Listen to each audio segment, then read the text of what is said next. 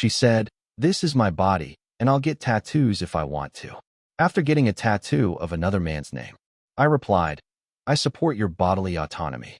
I then exercised my own autonomy by autonomously moving all my belongings out of our shared apartment while she was at the parlor. I, 32M, discovered something that changed everything in the span of 48 hours. It started Tuesday morning when my girlfriend came home with a fresh bandage on her shoulder. She'd been acting strange for weeks, secretive phone calls, late nights out, that distant look people get when they're somewhere else mentally. I asked about the bandage and she brushed it off, saying she'd bumped into something at work. But Tuesday night, I saw it. She was getting ready for bed, pulling off her shirt, when the bandage shifted. There, in fresh black ink across her shoulder blade, was a name. Not mine. Marcus. The room went silent except for the sound of my world crashing down. She froze when she realized I'd seen it. I stared at those 6 letters like they might rearrange themselves into something else, anything else. She turned around slowly, and I could see she was calculating what to say. I asked her who Marcus was, though part of me already knew. Her face went through several expressions before settling on defiance. She told me he was someone from her gym, someone who understood her, someone who appreciated her for who she really was. The words came out practiced, like she'd rehearsed this conversation in her head multiple times. I felt something cold settle in my chest as I asked why she'd gotten his name permanently etched into her skin. She lifted her chin and delivered what she clearly thought was her knockout punch. This was her body, and she'd get tattoos if she wanted to. The audacity of it hit me like a physical blow. Not just the cheating, but the way she was framing it as some kind of feminist statement.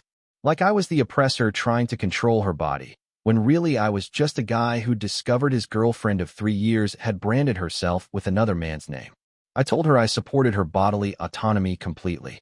Her face shifted, confusion replacing the defensive anger. She hadn't expected that response.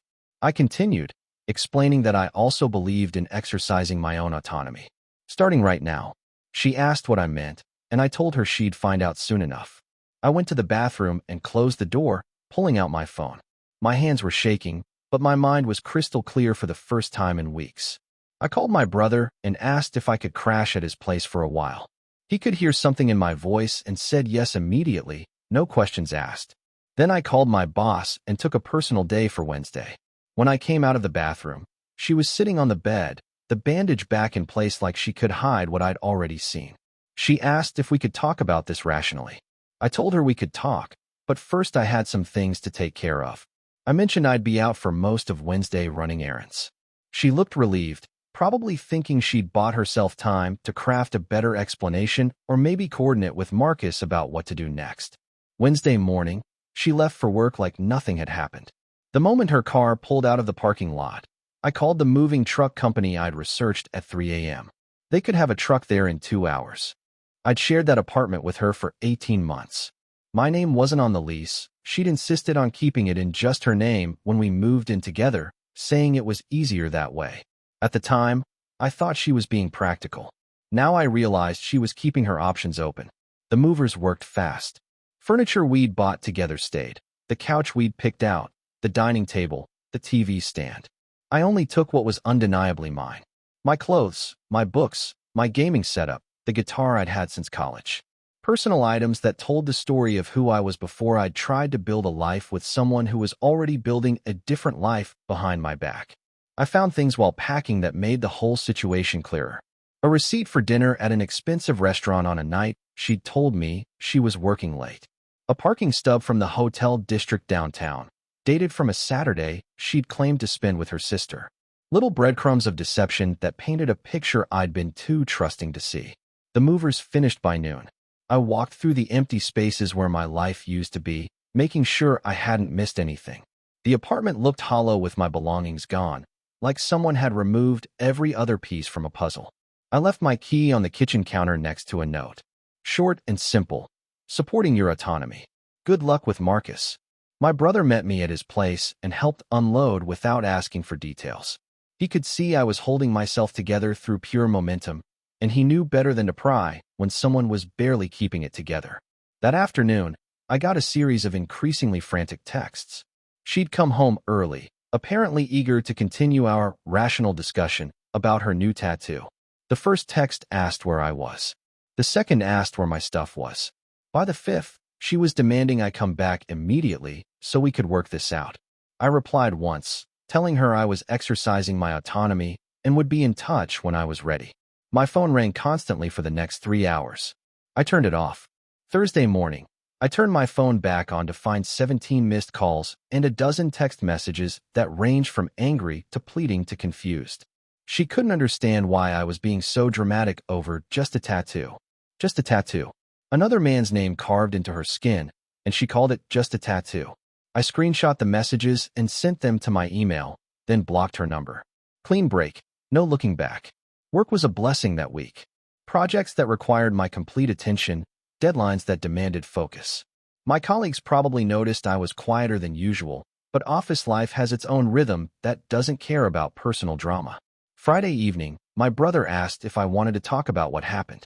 I gave him the basic outline: girlfriend cheated, got the guy's name tattooed on her body, tried to frame my objection as controlling behavior.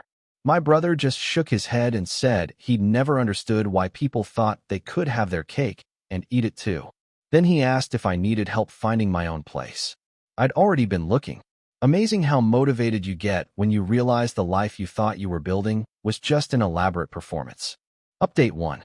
It's been 2 weeks since I moved out. I found a studio apartment across town, small but clean, with good light and no memories attached to anything. She found a way to contact me through social media, sending a long message about how we needed to talk. She claimed she'd made a mistake with the tattoo, that it didn't mean what I thought it meant. She said Marcus was just a friend and she'd gotten the tattoo as part of some group thing at the gym. The creativity was almost impressive. A group tattoo thing where everyone gets someone else's name. I had to admire the attempt. I didn't respond, but curiosity got the better of me. I checked her social media, still not blocked there yet, and found my answer. Photos from 3 weeks ago. Her at some restaurant, sitting very close to a guy who was definitely not just a gym buddy. His arm around her, her head on his shoulder, both of them looking very much like a couple. The timestamp showed it was taken on a night she'd told me she had to work late. More photos going back 6 weeks. Hiking together, at concerts, always touching, always intimate. And in the corner of several photos, I could see the edge of that fresh tattoo, still healing. The group gym tattoo story fell apart pretty quickly when I realized she'd been seeing this guy for over a month before getting his name inked on her body. I blocked her on all social media and changed my number. Update 2. A month later, my former neighbor texted me. She'd seen the moving truck and wondered what happened.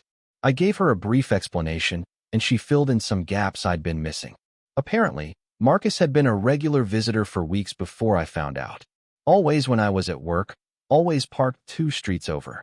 The neighbor had assumed he was some kind of repair person or delivery guy, since he was always carrying a gym bag. The gym bag detail was almost funny. He wasn't even trying to be subtle. She also mentioned that my ex had been telling people I'd become controlling and jealous, that she'd had to end things because I couldn't handle her independence. The story she was spinning painted me as the villain in our breakup. According to her version, I'd thrown a tantrum over a harmless tattoo and moved out like a child having a temper tantrum. I realized she genuinely believed her own narrative. In her mind, she was the victim of a controlling boyfriend who couldn't accept her bodily autonomy. The fact that the tattoo was another man's name, marking an ongoing affair, was just an inconvenient detail that didn't fit her preferred story. Update 3. 2 months after moving out, I ran into Marcus at a coffee shop. I recognized him immediately from the social media photos. Tall, gym-built, with that particular kind of confidence that comes from knowing you're the reason someone else's relationship imploded. He saw me looking and walked over. Asked if I was the ex-boyfriend he'd heard so much about. I told him I was, and asked what stories he'd been hearing. He launched into this explanation about how my ex had been trapped in a controlling relationship, how I'd tried to dictate what she could do with her own body, how she'd finally found the courage to be her authentic self. The irony was thick enough to cut with a knife. Here was the guy she'd been cheating with, lecturing me about controlling behavior. I asked him how long they'd been seeing each other. He got a little defensive and said it didn't matter, that they hadn't done anything wrong because she was planning to leave me anyway. Planning to leave me. That was news to me, considering she'd been begging me to come back 2 months ago. I told him he was welcome to her, and that I hoped the relationship worked out better for him than it had for me. Then I wished him luck and left. Walking away from that conversation, I felt something I hadn't experienced in months: genuine relief. Whatever story they were telling themselves, whatever justifications they needed to sleep at night, it wasn't my problem anymore. Final update. It's been 6 months now. I've settled into my new place, gotten comfortable with my own company again, started dating someone new who doesn't think bodily autonomy means freedom to cheat without consequences. My brother mentioned he'd heard through mutual friends that my ex and Marcus had broken up. Apparently, she'd found messages on his phone from another woman. The same pattern, playing out exactly as you'd expect. I felt nothing. No satisfaction, no vindication, just a mild sense that the universe has its own way of balancing things out. The whole experience taught me something valuable about manipulation and how people reframe their own bad behavior. She genuinely convinced herself that her affair was a form of self-expression, that my reaction was evidence of my flaws rather than a natural response to betrayal. Some people can twist any situation to make themselves the victim, even when they're holding the knife. I kept the screenshots of her messages, not out of spite, but as a reminder. A reminder that when someone shows you who they really are, believe them the first time. A reminder that bodily autonomy doesn't give you the right to destroy other people. A reminder that sometimes the best revenge is simply refusing to play their game. She exercised her autonomy by getting another man's name tattooed on her body while we were together. I exercised mine by recognizing what that meant and acting accordingly. Turns out we both got exactly what we wanted. If you'd like to see more stories like this, a gentle tap on the subscribe button would mean the world to us. Please subscribe.